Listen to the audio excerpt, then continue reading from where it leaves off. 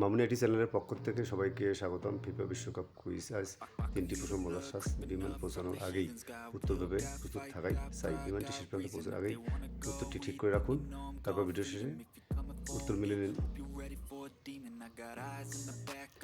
বিমান পৌঁছালেই টিক চিহ্নে সঠিক উত্তর ভেসে উঠবে ক্ষণে। শেষে কমেন্টে জানিয়ে দিন ৩টির মধ্যে কয়টি হলো ঠিক, লিখে দিন। চলুন কুইজ শুরু করা যাক।